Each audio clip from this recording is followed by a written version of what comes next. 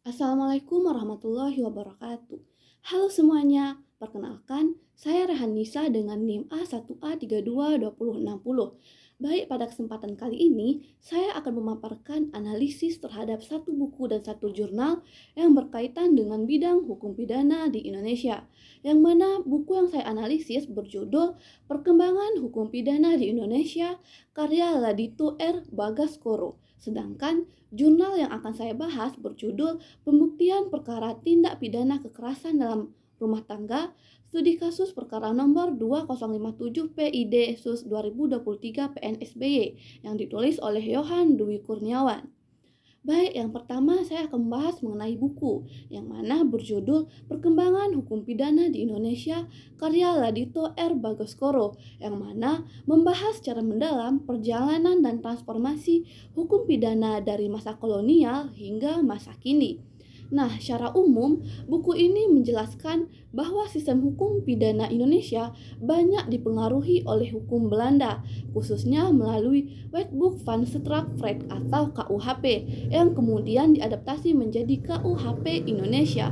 Namun, seiring perkembangan zaman, hukum pidana nasional mengalami banyak perubahan yang disesuaikan dengan nilai-nilai Pancasila dan Undang-Undang 1945. Penulis buku menekankan pentingnya reformasi hukum pidana, terutama dalam konteks pembaruan KUHP nasional. Dalam buku ini dijelaskan bahwa pembaruan hukum pidana tidak hanya bertujuan mengganti aturan lama, tetapi juga untuk menyesuaikan dengan dinamika sosial, moral, dan budaya masyarakat Indonesia. Nah, salah satu poin penting yang dibahas adalah pergeseran paradigma dalam pemidanaan. Jika dahulu hukum pidana lebih menitik beratkan pada pembalasan, maka kini mulai beralih ke arah keadilan restoratif yang menekankan pemulihan hubungan antara pelaku, korban, dan juga masyarakat. Selain itu, penulis juga membahas isu-isu kontemporer seperti kejahatan cyber, tindak pidana korupsi, dan kejahatan terhadap lingkungan, yang mana menuntut adaptasi hukum pidana secara cepat dan tepat. Nah, melalui buku ini, pembaca diajak memahami bahwa hukum pidana bukan hanya kumpulan pasal-pasal, tetapi juga cerminan nilai-nilai moral dan sosial bangsa. Nah, jadi buku ini memberikan kontribusi penting dalam memperkaya wawasan tentang arah pembaruan hukum pidana di Indonesia, serta mendorong pembaca untuk berpikir kritis terhadap sistem hukum yang berlaku pada saat ini. Baik, selanjutnya saya akan menjelaskan mengenai analisis terhadap jurnal, yang mana jurnal yang saya analisis berjudul Pembuktian Perkara Tindak Pidana Kekerasan dalam Rumah Tangga.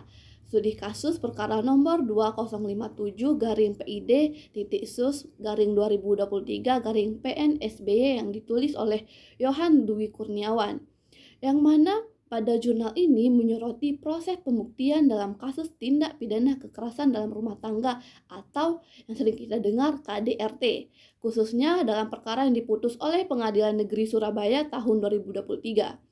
Penulis jurnal menganalisis bagaimana hakim mempertimbangkan alat-alat bukti, seperti keterangan saksi, visum et repertum, serta keterangan terdakwa. Dalam kasus ini, pembuktian menjadi aspek krusial karena KDRT seringkali terjadi di ranah privat sehingga sulit mendapatkan bukti langsung. Baik, dari hasil penelitian, penulis menemukan bahwa hakim sangat bergantung pada alat bukti medis dan kesaksian korban untuk membuktikan terjadinya kekerasan fisik maupun psikis.